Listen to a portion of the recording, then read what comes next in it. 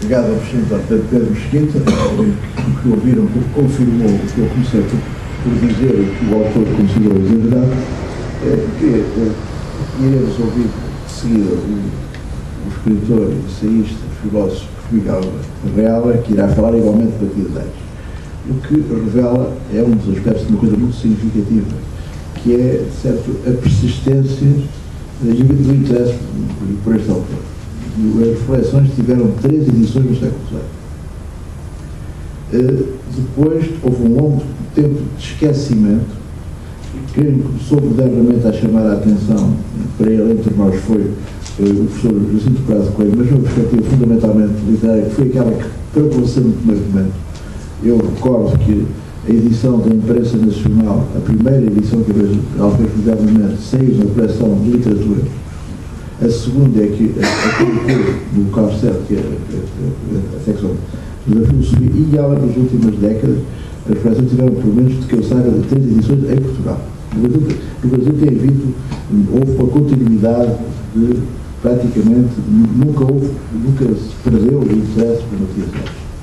Mas, que eu saiba, além das 2 internacionais, a edição da Estampa, nos anos 80, ou coisa assim, e mais recentemente, além do livro do professor António Pedro Mesquita, é o autor que se perdeu, e também o Miguel Reale publicou aqui há uns anos um interessantíssimo ensaio de hermenêutica do pensamento de Matias Aires. E o que, na minha perspectiva, justifica, dado que Matias Aires é o mais original dos nossos pensadores do século XVIII. Não é um eco de Locke, ou de Descartes, ou de Pufendorf, ou do que seja, arriscou pensar por conta própria. E, naturalmente, e daí que o tenha feito necessariamente de uma forma cifrada, que é, aliás, facilitada, digamos assim, entre aspas, pelo caráter profundamente barroco da sua escrita, que, naturalmente, seria mais adequado, portanto, para esse caráter cifrado, para que, embora ele tenha publicado as coleções da primeira vez, num período que ainda é antes do poder absoluto de Pombal, portanto, do João V morre em 1950, e o período de Joaninho, contra o que geralmente se diz, é um período muito mais liberal, muito mais aberto, e a grande renovação das ideias dá-se no período de Joaninho. Se passa por uma Oliveira muito contrário, que é o Matário, só que até 55 o Marquês tem pouco poder. O Ministério não tem poder de interferir aqui, porque a pasta dele são os negócios e a guerra. E, portanto, 52 ainda é um período de acalmia, começa em 51, ano da primeira volume da Revolução Cultural. Já o seu conterrâneo, em sentido amplo, Luciano Sousa Nunes, que publica em 58, teve vários amargos do book, e o próprio Matias Aires foi mandado para a Gualva e está calado, coisa que ele respeitou durante os 11 anos que estavam de vida. Passa a palavra ao escritor, ensaísta Miguel Reale. Obrigado também, obrigado pela apresentação, obrigado pelo convite da parte do Instituto de Filosofia Luso-Brasileira, que muito me honrou. Ouvimos uma comunicação brilhante do professor António Pedro Mesquita, que fez uma síntese muito bem articulada do pensamento social e político de Matias Aires. Ouvimos agora também esta pequena introdução relativamente à publicação em 52 das reflexões sobre a vaidade. Tenho que retificar, peço imensa desculpa, o Sr. Bastos Teixeira disse ensaísta, escritor e filósofo. Eu tremi imenso, imaginando o Platão e o Kant nas suas tumbas a tremerem tão bem por essa designação. Quem ousa apresentar uma nova teoria do mal, uma nova teoria da felicidade, são reflexões noturnas.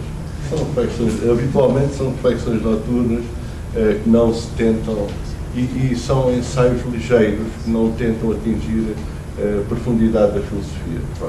Eu agradeço a amizade, agradeço a... São um livro para os golpes uma ética. Talvez. Ok, obrigado. Essa é bastante certa. Sobre Matias Aires, de facto, é um filósofo que atraiu pela sua originalidade. ele é de facto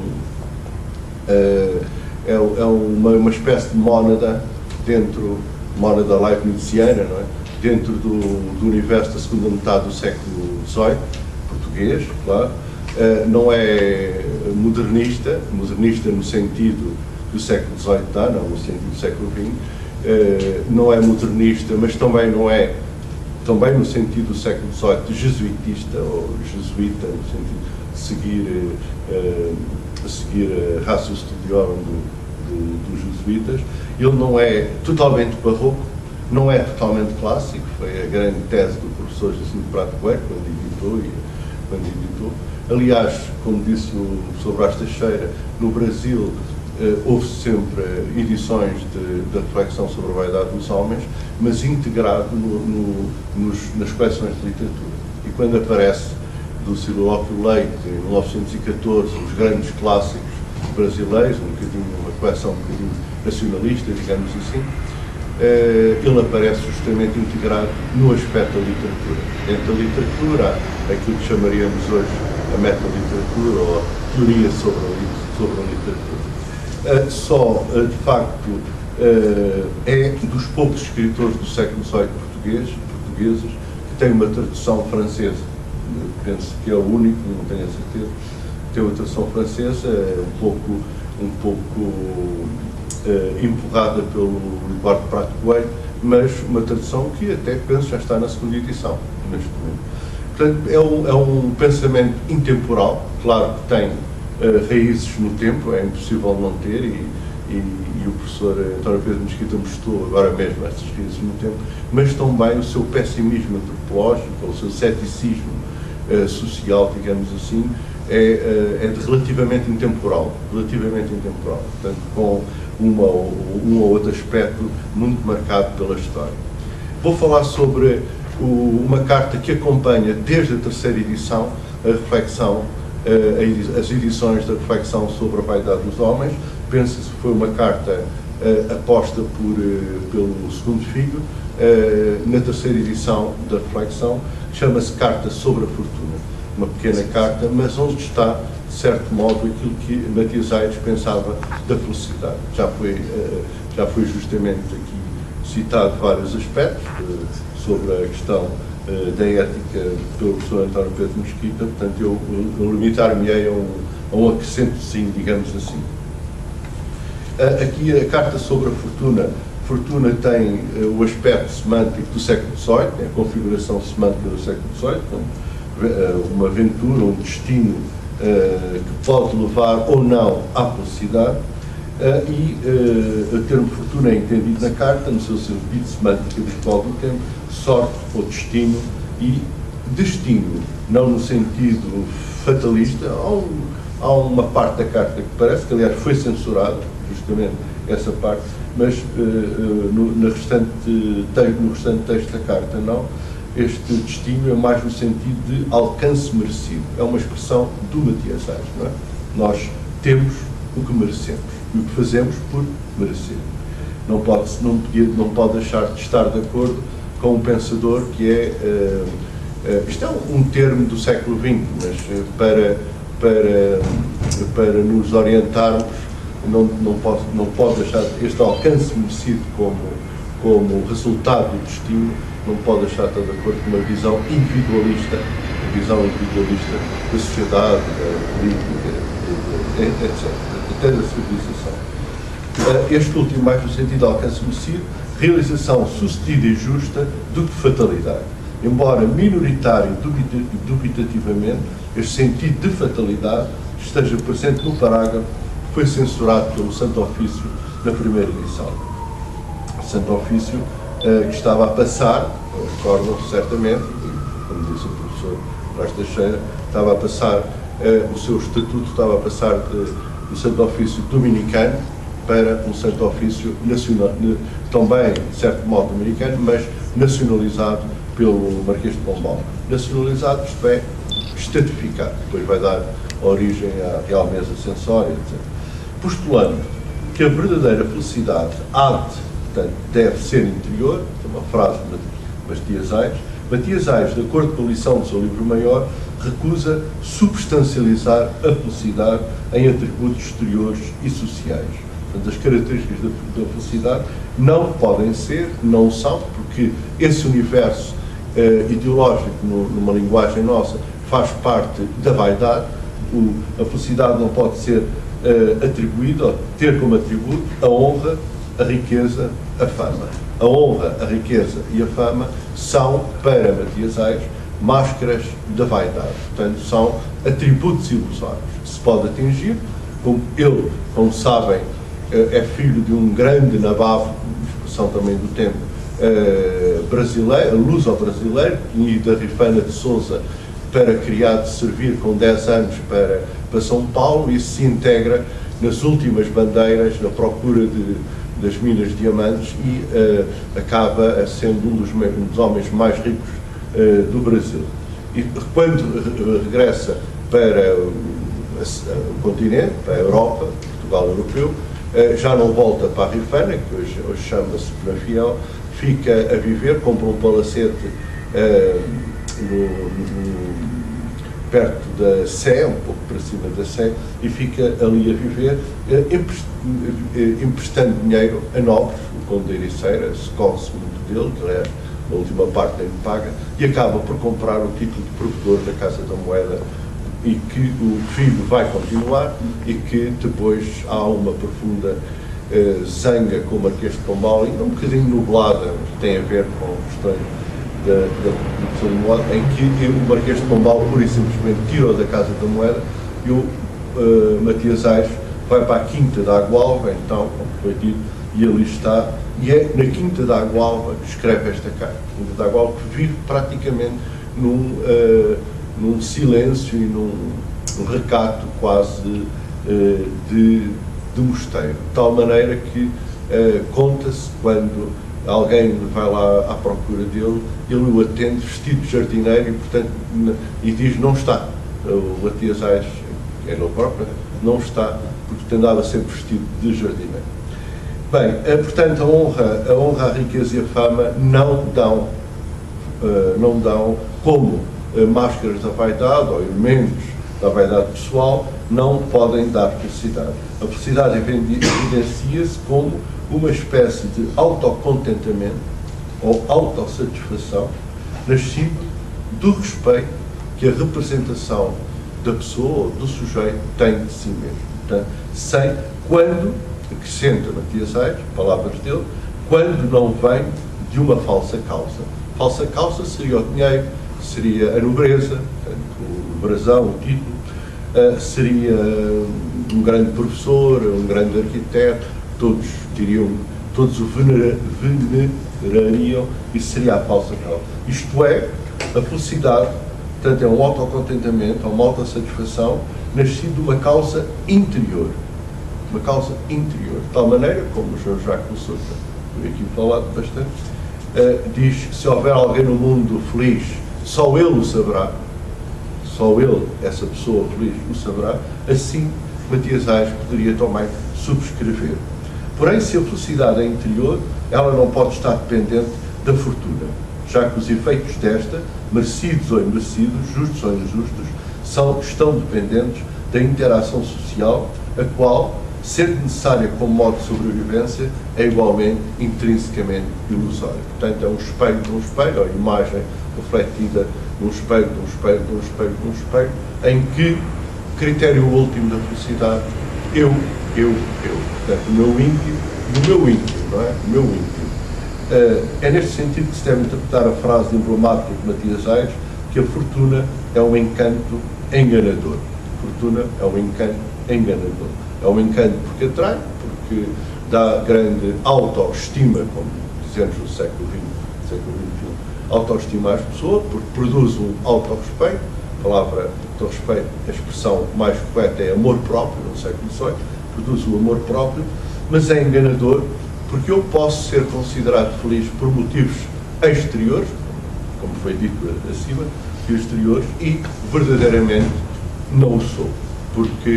Não o sou porque, sendo o exemplo que ele dá muito fácil de perceber, o exemplo também é um pouco ingênuo, mas é o exemplo que ele dá, quem procura a riqueza e quem ambiciona a riqueza e quem é rico mais riqueza adiciona, e mais riqueza adiciona, por um lado. Por outro lado, sentimento contrário, mas irmão gêmeo, procurando mais riqueza, também tem medo de perder a riqueza que atingiu.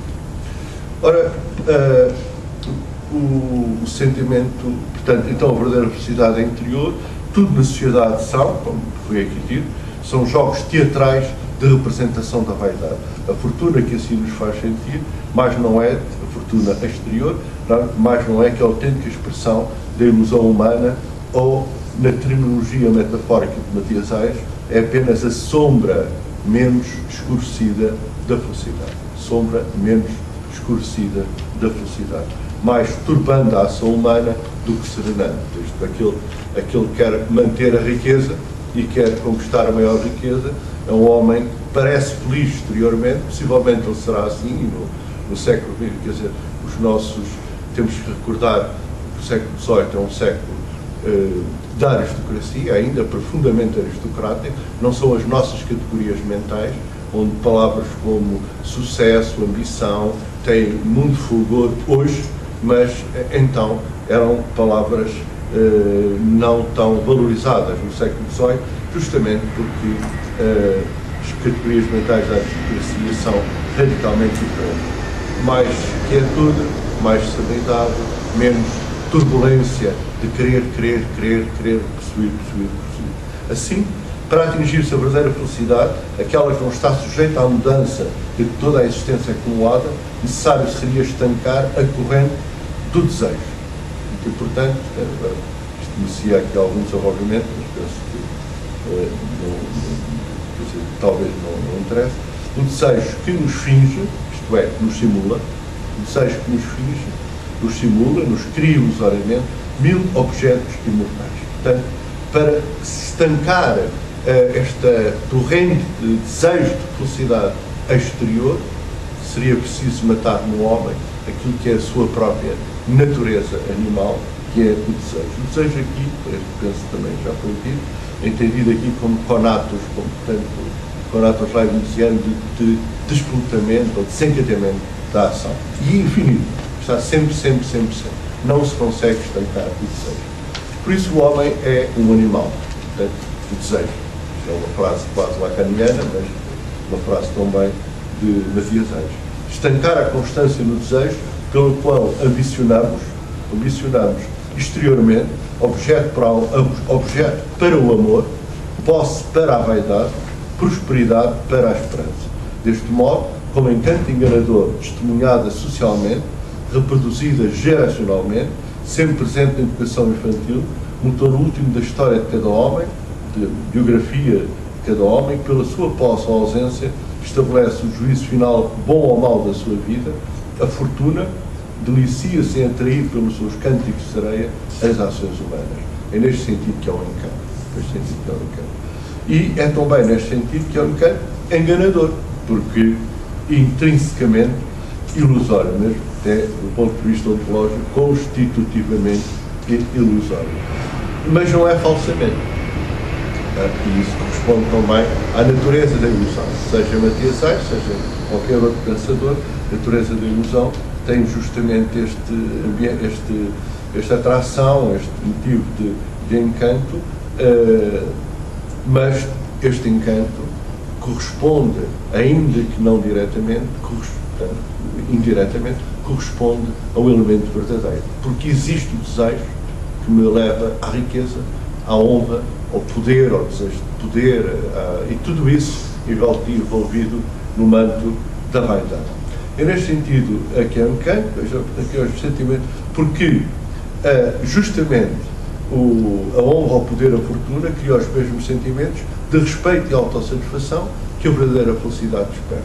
Só que os seus sentimentos exteriores são efêmeros e não contribuem e não são ontologicamente, se a palavra aqui é correta, não sei, ontologicamente constitutivos, intrínsecos, digamos assim, enquanto que a felicidade interior é ontologicamente intrínseca. Esta ontologicamente intrínseca é mais para me fazer perceber do que termos de Matias Aires. Como que o homem socialmente feliz é, metaforicamente, um avarengo em constante inquietação pela posse e guarda do seu tesouro, grande ou pequeno. Assim o belo, o homem belo, assim conforme lhe aparecem as primeiras rugas, essa vaidade e essa criação da fortuna ou da felicidade que tinha com as primeiras rugas, essa vaidade manifesta-se ilusoriamente, como era desde sempre. Porque desde sempre o homem belo está condenado a ter rugas, como qualquer animal com envelhecimento o tem. Todo o conteúdo filosófico da Carta sobre a Fortuna dirige-se contra esta forma ilusória de felicidade, propondo a alternativa de um modo biográfico. Portanto, há um aspecto existencial na vida um aspecto essencial na teoria do Matias Aires, que liga muito diretamente à sua vida, à vida da sua irmã, que é uma das primeiras romancistas portuguesas, e sobretudo à vida do seu pai, portanto, esta forma propondo a alternativa de um modo biográfico, seguindo com uma parábola, etc.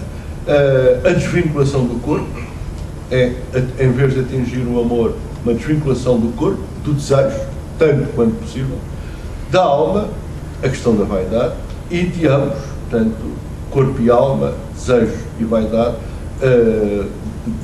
a esperança, ou seja, deixar de ter esperança. É o tal pessimismo, o tal ceticismo. Não esperar nada não venha do meu interior.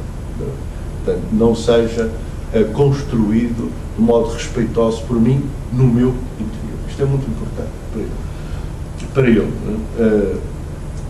Portanto, dos seios sociais inerentes ao cumprimento. Ou seja, Matias Aires propõe uma desvinculação do encanto enganador da felicidade, no sentido de fortuna, que é o mesmo que dizer, das palavras de Matias Aires, propõe o ato ético do desengano. É uma espécie de imposição da vontade contra o desejo. Portanto, e aí começa a ética, uma certa semelhança, só semelhança, mas penso que as pessoas de filosofia percebem bem isto, da diferença entre autonomia e heteronomia em Kant é um pouco parecido. Portanto, há o desejo que marca, há o corpo que se manifesta através da própria vontade e a vontade que impõe ao desejo a recusa do desejo, não é?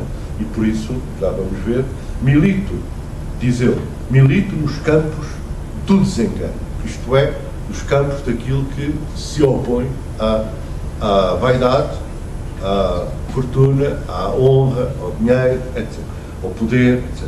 Milito nos campos do desengano, campos solitários ou menos frequentados, porém mais seguros, porque não está sujeita à turbulência da vaidade.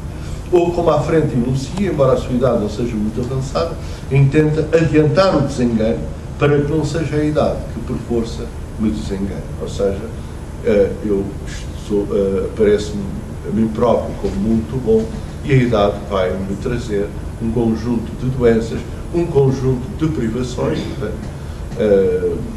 privações não financeiras, porque ele vendeu o palácio onde hoje está o Museu Nacional de Arte Antiga, e portanto ficou imediatamente, aumentou mais fortuna, a fortuna que já tinha, mas no mínimo através de uma recusa de aceitação, de uma recusa através de uma decadência do corpo, no mínimo pela idade dessa decadência do corpo, evidenciando pela morte, pela decadência do corpo e pela morte, a constante ilusão de felicidade social a que os homens tenazmente se prendem. Viver no desengano é assim repulsar voluntariamente por um ato deliberado e autoconsciente, um ato ético, que nasce aqui a ética dele, as três colunas da fortuna: renunciar ao amor, renunciar à vaidade, renunciar à esperança.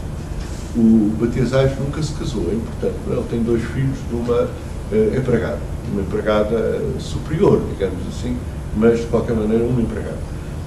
O amor, a vaidade e a esperança.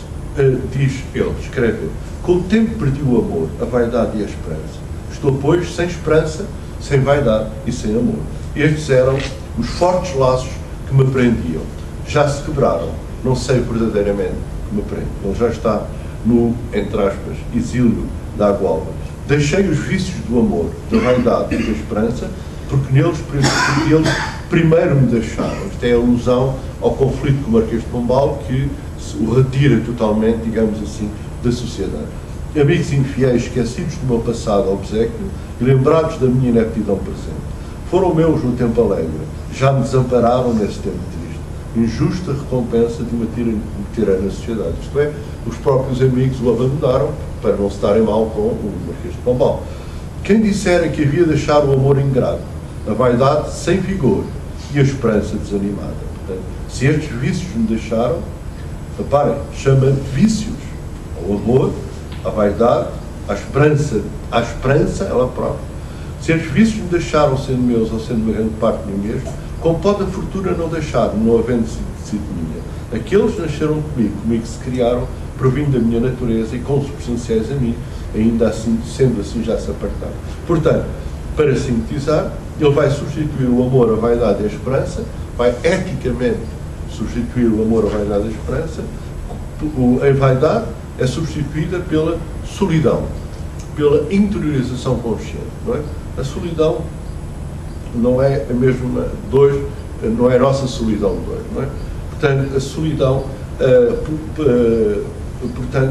a solidão é um cortar com as tentações sociais. Ele leva isto a sério, de tal modo que fica cerca de 11 anos lá, isolado na quinta da Agualva. Mas não está a dizer que todos vamos para uma quinta viver solitariamente. O que ele está a dizer é as tentações sociais, tudo que se possa entender por tentações sociais, devem ser cortadas. E cortadas de um modo radical e deixar-me, em tal interiorização, deixar-me aparecer a mim próprio. Portanto, do mesmo modo, esta interiorização é postulada no horizonte antropológico histórico concludente de que tudo é ilusão, de que a ação mais benigna ou maligna, igualmente, de ilusão não passa. Pronto, agora vamos ouvir. Contra o impulso físico do amor, a adesão à verdade. E a verdade é exatamente como a felicidade. Diz ele, palavras dele, a verdade só está no interior. Portanto, é um autorreflexivo, digamos assim, de quem nenhuma teoria convence. É só mais 2 minutos. Pode ser 2 minutos. É só acabar. É só para acabar. Portanto, eu não vou ler estas partes aqui. Finalmente, contra a esperança, a aceitação. Não resignada, mas lúcida, da morte. Portanto, contra a esperança, a aceitação.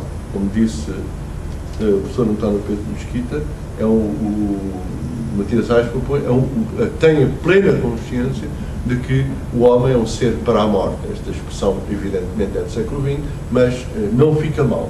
Contra a esperança, a aceitação, não resignada, mas lúcida, da morte. Consciente que na vida tudo ela nivela, findando com as ilusões criadas pelo amor e, sobretudo, pela vaidade. Assim, não vencidos, porque não podem ser vencidos, são, para utilizar agora uma expressão rápida, constitutivos da carne, do corpo, não vencidos, mas domados, amor, vaidade e esperança, perturbados e perturbadores desejos, consubstancialmente angustiam a existência humana na inquietação da sua consumação física e social, dão origem, assim, à serenidade própria da uniformidade ou neutralidade ética dos sentidos e dos sentimentos, em que consiste a felicidade interior, patamar ético elementar ou inicial de uma vida espiritual. Muito obrigado.